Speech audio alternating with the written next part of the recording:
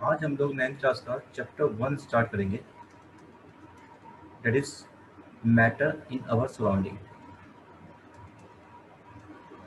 Matter in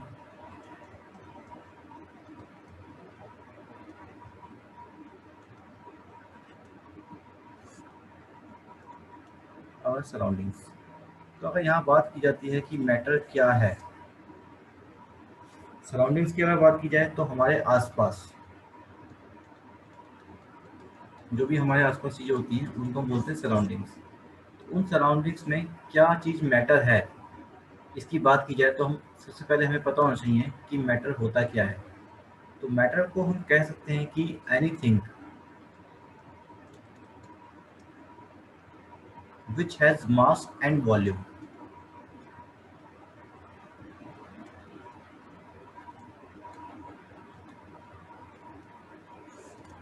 is called matter।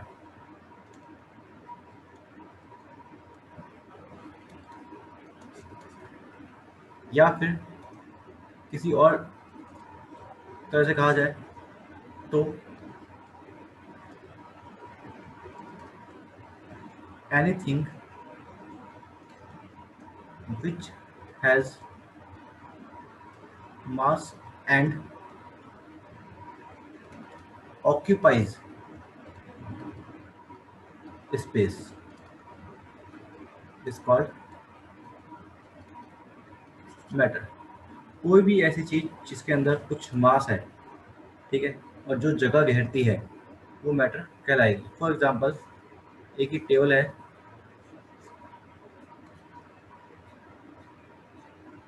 इस table के ऊपर मैंने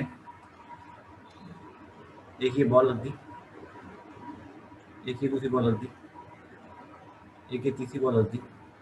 अब इस पे जगह नहीं बची, अब मुझे चौथी बॉल भी रखनी है।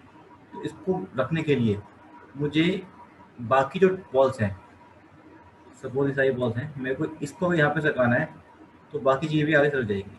ठीक है, तो यहाँ पर बस बात ये आती है कि अगर इस बॉल को हमें आगे करना है तो यहाँ पर जगह नहीं है। क्यों नहीं है? क्योंकि वो जगह इन तीन बॉल्स ने घेरी हुई है। तो ये तीनों बॉल्स क्या कहलाएंगी? मैटर। इवन जिस टेबल के ऊपर ये रखी है, ये टेबल भी क्या है? एक मैटर, बिकॉज टेबल भी जगह घेरती है। टेबल का भी अपना कुछ मास होता है। फॉर एग्जांपल हम कह सकते हैं कि टेबल 2 किलोग्राम की है या 3 किलोग्राम की है या जितने की भी है, उसका अपना एक मास है, कुछ ना कुछ। ठीक है, तो हम उसे भी मैटर कहेंगे। तो कोई भी ऐसी चीज़ जिसमें कि मास होगा और वो कुछ जगह घेरेगी, वो मैटर कहलाएगी। तो ये तो थी बात मैटर की कि मैटर होता क्या है। अब हम बात करते हैं कि मैटर्स की क्या खासियत है, उसकी कैरेक्टरिस्टिक क्या है। ठीक है, तो अगर हम बात करते हैं यहाँ पर कि मैटर जो होता है बेसिकली, ये बना होता है छोटे छोटे पार्टिकल से मिलकर। तो it is made up of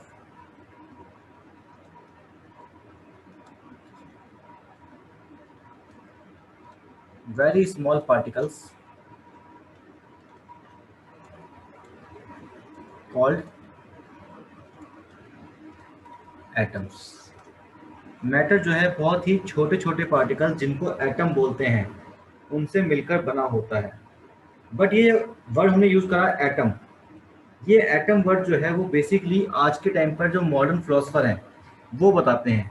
but अगर हम बात करें इंडियन फिलोसफर की पुराने टाइम पर, ठीक है, अगर हम बात करते हैं इन एंशियंट टाइम, पुराने टाइम पर जो हमारे इंडियन फिलोसफर थे, ऋषि मुनि थे,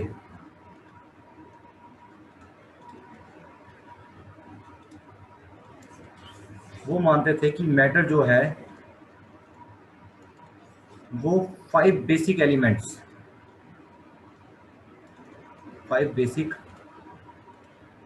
एलिमेंट से मिलकर बना है, जिसको उन्होंने हिंदी में नाम दिया था पंच तत्व। पंच तत्व। ये 5 बेसिक एलिमेंट्स कौन कौन से थे? फर्स्ट इज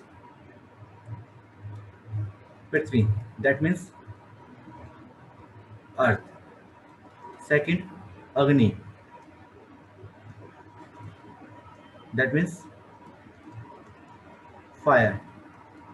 थर्ड जल यानी कि वाटर, फोर्थ वायु यानी कि एयर, और फिफ्थ आकाश यानी कि स्काई। तो पुराने टाइम के लोग मानते थे कि ये हमारी चीज, जितनी भी चीज़ें हैं, जितना भी मैटर है, मैटर को एक्चुअली हिंदी में बोला जाता है पदार्थ। उस टाइम पर इंग्लिश नहीं जानते थे लोग बाग, वो हिंदी में ही बात करते थे। तो वो बोलते थे कोई भी पदार्थ जो है वो पंच तत्वों से मिलकर बना है, 5 बेसिक एलिमेंट से मिलकर बना है, दैट आर कॉल्ड, ठीक है, पंच तत्व। और वो कौन से थे? Earth, fire, water, air and sky. But आज के साइंटिस्ट, आज के फिलोसफर ये नहीं मानते। आज के फिलोसफर कहते हैं कि मैटर जो है वो छोटे छोटे पार्टिकल से मिलकर बना है, जिसको हम एटम बोलते हैं। तो ये तो ठीक है इंडियन फिलोसफर की और जो मॉडर्न फिलोसफर है आज के टाइम पे, उनकी बीच की बात। लेकिन आज के टाइम पर हम जो एज्यूम करते हैं, जो मान के चलते हैं, वो एक्चुअली यही चीज़ मान के चलते हैं कि मैटर जो है वो एटम से मिलकर बना है। तो हम इसी कंसेप्ट पर आगे बढ़ेंगे, ठीक है, और इसी कंसेप्ट को हम फॉलो करते हैं कि हमने माना कि मैटर जो है वो छोटे छोटे पार्टिकल से मिलकर बना है, दैट इज कॉल्ड एटम्स। तो अब यहाँ अगर बात की जाए कैरेक्टरिस्टिक्स ऑफ मैटर की, ठीक है,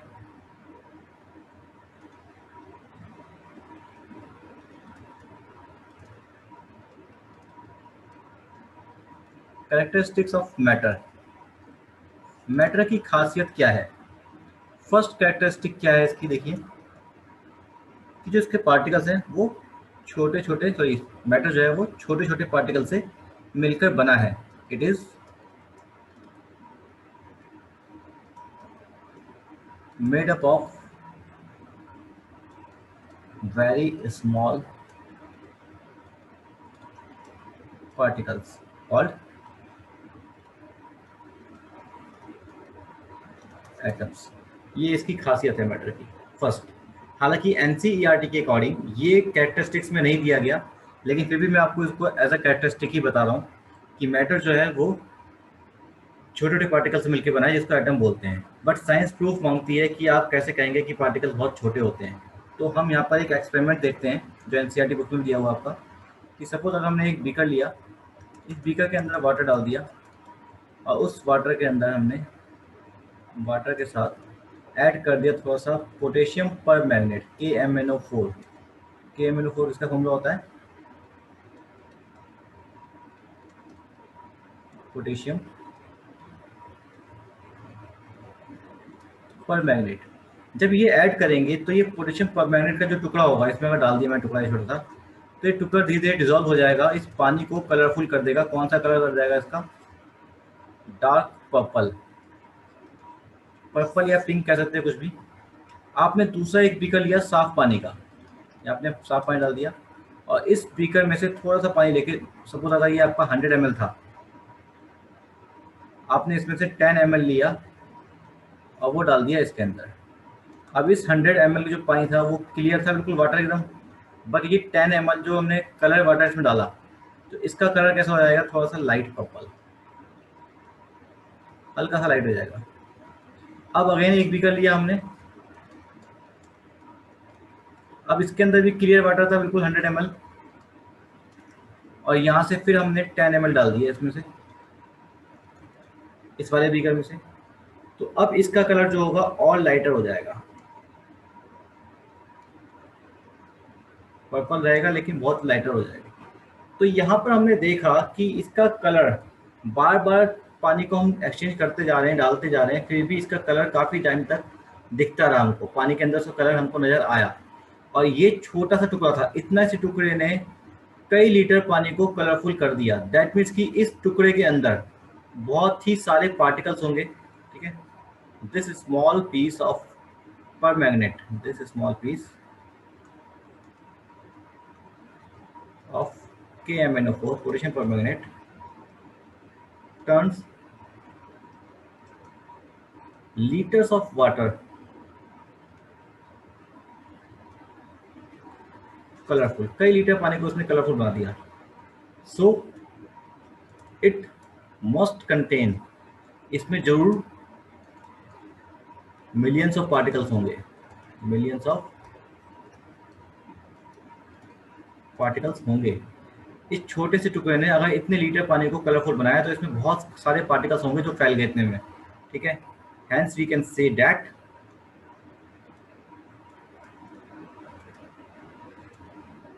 particles of matter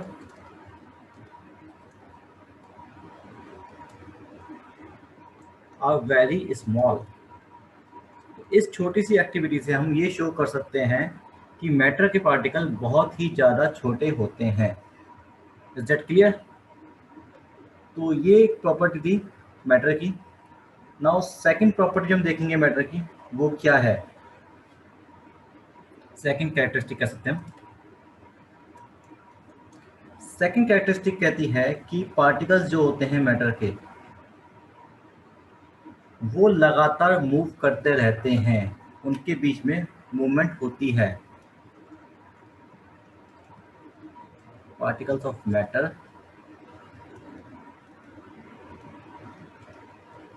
moves continuously. Continuously को मैंने शॉर्ट में CONT लिखा है, समझ जाइएगा। कॉन्टिन्यूसली लगातार मूव करते रहते हैं पार्टिकल्स। ठीक है, कभी ऐसा नहीं होता कि पार्टिकल्स मूव करना बंद कर दें। ठीक है, क्लियर? अब कैसे प्रूव करेंगे इसको कि पार्टिकल्स मूव करते हैं, किसी भी मैटर के पार्टिकल मूव करते हैं या नहीं करते हैं? सबसे पहली बात तो मैं आपको ये बताऊं कि इसमें जो पार्टिकल्स होते हैं सॉलिड के सबसे कम मूव करते हैं, गैस लिक्विड के उससे ज़्यादा मूव करते हैं, और गैस के पार्टिकल सबसे ज़्यादा मूव करते हैं। बट हमको प्रूफ करके दिखाना होगा। कैसे दिखाएं? सपोज कीजिए कि हमने एक ग्लास लिया और इसमें वाटर ले लिया। अब अगर मैं इस ग्लास को टॉप से देखूं, ये मेरी आइज़ है, सपोज यहाँ से टॉप से देख रहा हूँ मैं इस ग्लास को, तो मुझे ऊपर से इस तरह से दिखेगा गोल, और यहाँ पे हमको पानी में दिख रहा है। अब इस वाटर में अगर मैं छोटे छोटे कुछ पोलन ग्रेन्स डाल दूँ, ये रेड कलर से जो शो कर रहा हूँ मैं आपको, these are pollen grains.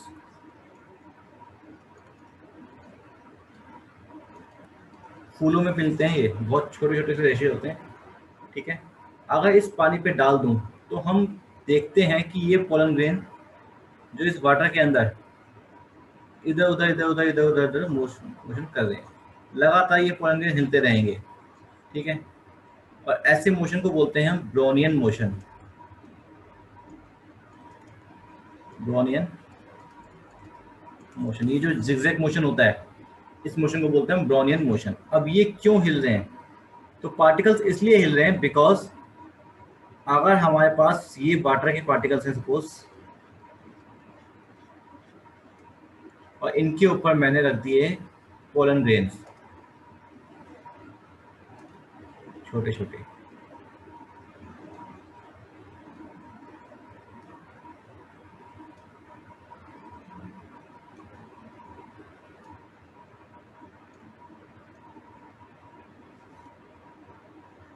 Suppose मैं कह रहा हूँ कि यहाँ पर ये जो छोटे वाले सर्कल हैं डार्क वाले, ये पोलन ग्रेन्स हैं और नीचे वाटर के पार्टिकल्स हैं। अगर मैं वाटर के पार्टिकल को हिलाता हूँ, वाटर के पार्टिकल के साथ साथ पोलन ग्रेन जो उनके ऊपर रखे हुए हैं वो भी हिलेंगे। तो अगर हम यहाँ पे इस एक्टिविटी में देखते हैं कि अगर पोलन ग्रेन मूव कर रहे हैं तो वो कहाँ रखे हुए हैं? पानी के ऊपर। दैट मीन्स कि वाटर के पार्टिकल्स भी मूव कर रहे हैं, तभी पोलन ग्रेन भी मूव कर रहे हैं। तो इस एक्टिविटी से हम कह सकते हैं, so we can say that particles of matter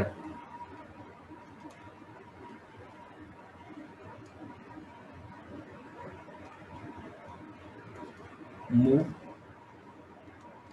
continuously। Particle जो होते हैं मैटर के वो लगातार मूव करते रहते हैं। अब ये बात अलग है कि किसी में मोशन तेज होता है, किसी में स्लो होता है।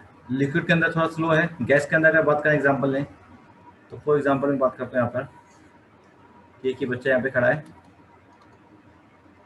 यहाँ पर आपने एक अगरबत्ती जलाई और उस अगरबत्ती से धुआं निकलने लगा, और उस धुएं की स्मेल इस बच्चे तक पहुँच गई। तो ये जो स्मेल पहुँची यहाँ से, ये स्मेल क्यों पहुँची? बिकॉज जो ये धुआं निकला, ये वेपर्स जो थे इसके, ये वेपर मिक्स हुए एयर के साथ, और एयर के पार्टिकल्स लगातार मूव कर रहे थे, और उस मूवमेंट की वजह से ये एयर के पार्टिकल के साथ मिक्स होकर ये वेपर्स इसकी नाक तक पहुंच गए, तो इसको उसकी खुशबू आई। ठीक है, तो हमने देखा कि जो पार्टिकल्स मिक्स हुए वो एयर के साथ हुए, और एयर के पार्टिकल्स अगर मूव नहीं करते तो क्या इसको खुशबू आती? नहीं आती, क्योंकि एयर के पार्टिकल्स ने मूव किया तो उसके साथ मिक्स होने वाले जो पार्टिकल्स थे वो भी मूव करके आगे बढ़ गए। ठीक है, आप लोगों ने कई बार देखा होगा कि खास तौर से अब दिल्ली के अंदर जो रहने वाले बच्चे हैं उनको खास तौर से पता होगा कि दिवाली के आसपास दिल्ली के अंदर पॉल्यूशन बहुत ज़्यादा बढ़ जाता है। ठीक है, कहा जाता है कि हरियाणा में जो फसल को जलाते हैं, हरियाणा पंजाब में, तो वो पराली जो होती है, ठीक है, उसका वेस्ट जो होता है उसको जब जलाते हैं तो उसका धुआं दिल्ली में आता है। तो उसका धुआं जला वो वहाँ पे हरियाणा या पंजाब में रहे हैं, वो दिल्ली में धुआं क्यों आ रहा है? बिकॉज वो धुएं के जो पार्टिकल हैं वो एयर के साथ मिक्स हो गए, और एयर के पार्टिकल्स लगातार मूव करते रहते हैं। हमें पता है एयर मूव करती है एक जगह से दूसरी जगह, ठीक है, और बहुत तेज़ी से मूव करती है बिकॉज वो गैस है। तो गैस के पार्टिकल बहुत तेज़ी से मूव करते हैं, तो धुएं के पार्टिकल जब उसके साथ मिक्स होते हैं तो वो धुआं उसके साथ मूव करता हुआ दिल्ली तक भी पहुंच जाता है। ठीक है, तो यही रीज़न है कि पार्टिकल्स जो हैं जब किसी चीज़ के साथ मिक्स हो जाते हैं तो उसकी मिक्सिंग भी, ठीक है, मूव करती है। तो उम्मीद करता हूँ कि समझ में आ गया होगा टॉपिक, कि अगर पार्टिकल्स जो हैं हमारे किसी भी मैटर के मूव करते हैं। अब कुछ बच्चों का क्वेश्चन होता है कि सर आपने लिक्विड का एग्जांपल दिया, गैस का एग्जांपल दिया, क्या सॉलिड के पार्टिकल्स भी मूव करते हैं? तो यस, बिल्कुल करते हैं सॉलिड के पार्टिकल मूव, बट बहुत ही स्लो, इतने स्लो करते हैं कि हमको पता ही नहीं चलता। ठीक है, सॉलिड के पार्टिकल का एग्जांपल देने से पहले आपको एक वर्ड बताऊंगा, डिफ्यूजन। ठीक है, उसके बाद मैं सॉलिड का एग्जांपल दूंगा।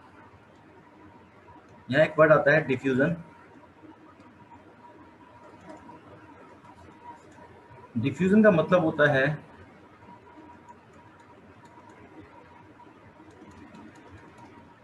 इंटरमिक्सिंग ऑफ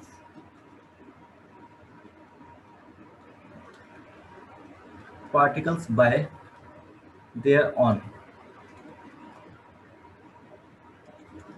पार्टिकल्स का अपने आप से इंटरमिक्स हो जाना क्या कहलाता है? डिफ्यूजन। ठीक है, या फिर दूसरे शब्दों में कहें, movement of particles from higher concentration to lower concentration. जहां पर पार्टिकल्स की कंसंट्रेशन ज़्यादा होगी वहां से कम कंसंट्रेशन वाली जगह पर पार्टिकल्स ऑटोमेटिकली मूव करेंगे, तो उस प्रोसेस को बोलते हैं डिफ्यूजन। फॉर एग्जांपल, एक ये एरिया है और एक साइड में ये वाला एरिया है, यहाँ पार्टिकल्स इस तरह से हैं, पास पास काफ़ी सारे हैं, और यहाँ पार्टिकल्स इतने से हैं। तो यहाँ से पार्टिकल्स ऑटोमेटिकली अगर यहाँ पे आना शुरू कर दें, ज़्यादा वाली जगह में से कम वाली जगह पे आना शुरू कर दें, तो उसको हम बोलेंगे क्या? डिफ्यूजन। ये एक स्पॉन्टेनियस मूवमेंट होती है, अपने आप ही पार्टिकल्स मूव करते हैं। ठीक है, और ये डिफ्यूजन का रेट होता है हमारा, रेट ऑफ डिफ्यूजन। इसको हम फास्ट स्लो कर सकते हैं। रेट ऑफ डिफ्यूजन डिपेंड करता है टेम्परेचर पर। तो रेट ऑफ डिफ्यूजन जो होता है बेसिकली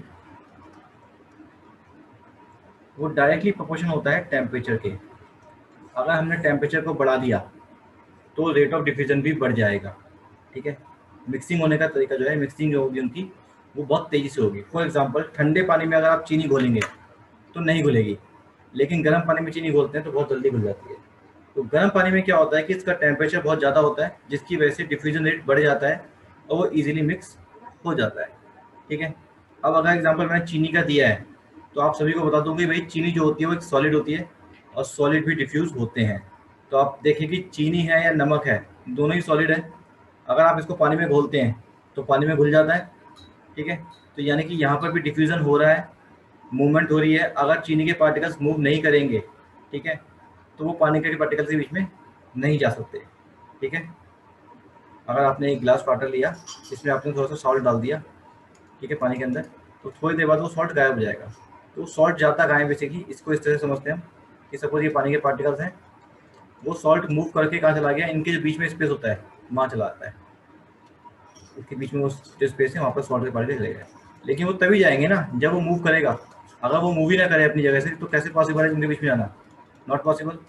तो हम कह सकते हैं कि जो पार्टिकल्स होते हैं वो मूव करते हैं। डिफ्यूजन का एक बहुत अच्छा एग्जांपल दूंगा सॉलिड टू सॉलिड का भी। ठीक है, आप लोग सभी स्कूल में जाते हैं, लॉकडाउन हुए हुए आपके स्कूल को 1 साल से ऊपर हो चुका है, आपको स्कूल नहीं गए हुए शायद, 9th 10th के लिए स्कूल खुले भी थे लेकिन छोटी क्लास में नहीं खुले। सपोज 1 साल पहले अगर किसी टीचर ने बोर्ड पर कुछ लिखा हो चौक से, ठीक है, कभी नोट करना आप इसको, कि बोर्ड पर उसने कुछ भी टीचर ने लिखा है और 1 साल तक उसको रब नहीं किया, 1 साल बाद आप उसको जब डस्टर से साफ करेंगे ना तो बिल्कुल क्लियर नहीं होगा। ठीक है, यहाँ चौक की बात कर रहा हूँ, इवन अगर आप जो व्हाइट बोर्ड पर अगर मार्कर से लिखते हैं तो वो भी एकदम जम जाता है, बिल्कुल साफ नहीं होता।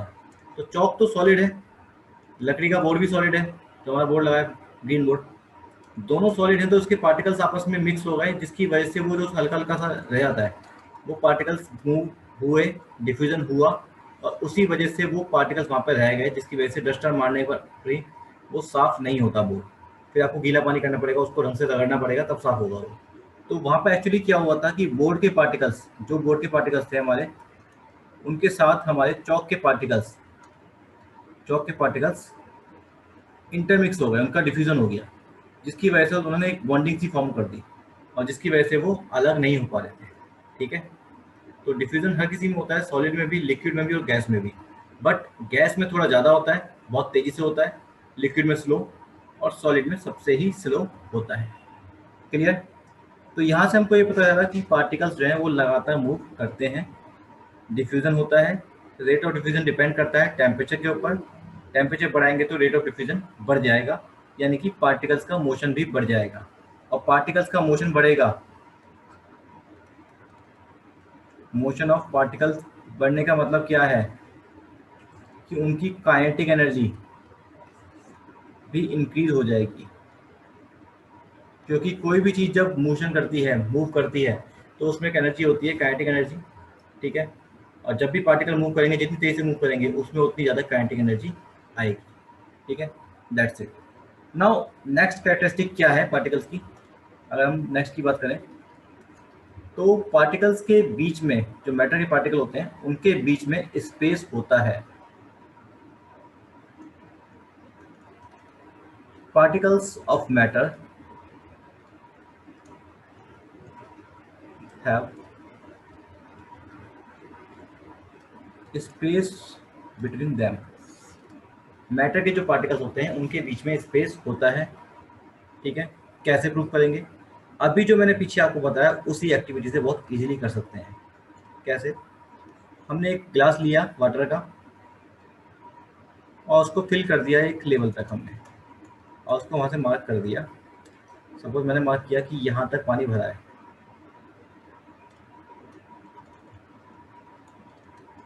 अब इस पानी में अगर कुछ चीज़ डाली जाए तो पानी का लेवल बढ़ना चाहिए।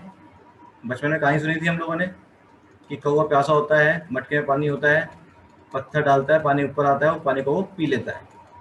तो इसी तरह से अगर इसमें भी कुछ चीज़ डाली जाएगी तो पानी का लेवल ऊपर आएगा। बट वो चीज़ क्या है? मैं बोलता हूँ कि इसमें मैंने डाल दिया थोड़ा सा नमक, नमक की एक डली डाल दी, टुकड़ा डाल दिया इतना बड़ा।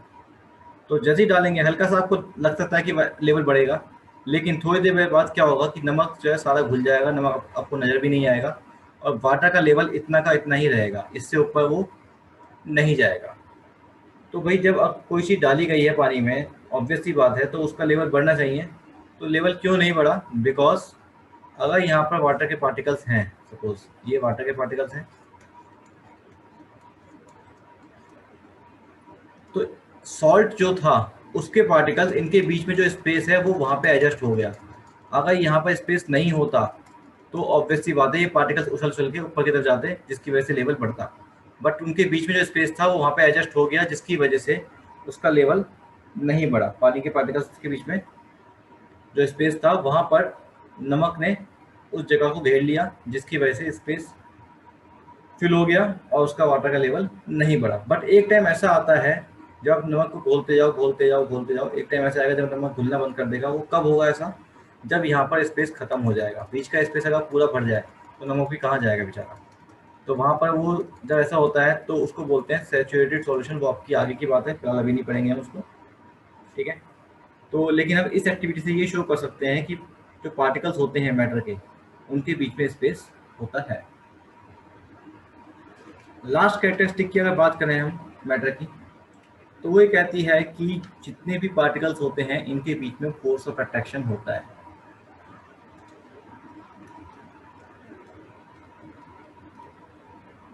Particles of matter have force of attraction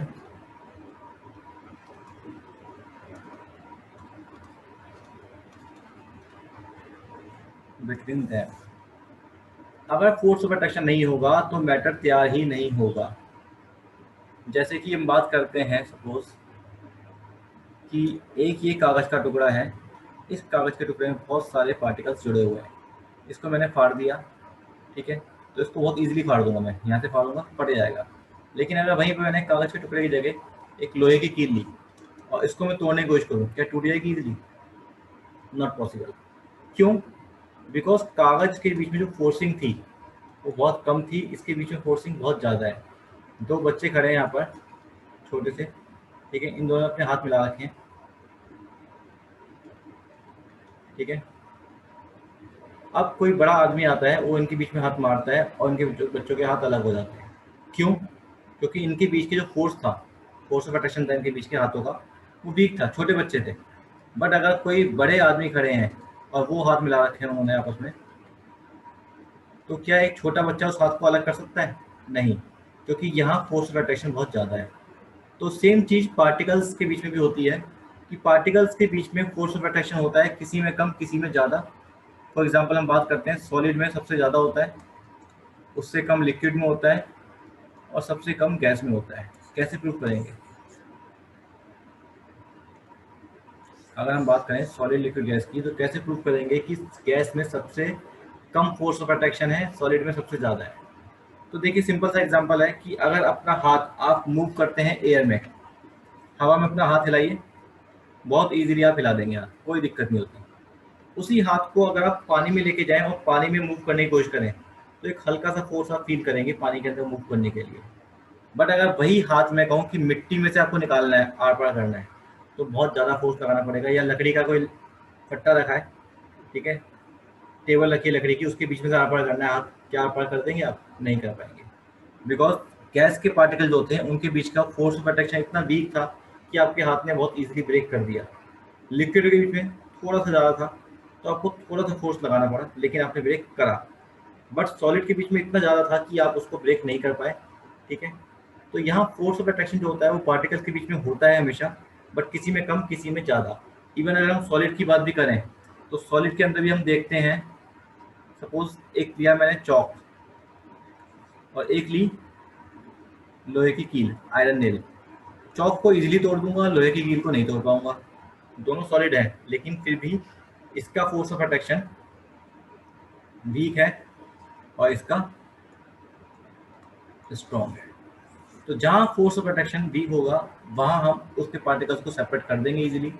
जहाँ फोर्स ऑफ अट्रैक्शन स्ट्रॉन्ग होगा वहाँ उसके पार्टिकल्स को सेपरेट करना मुश्किल होगा, ठीक है।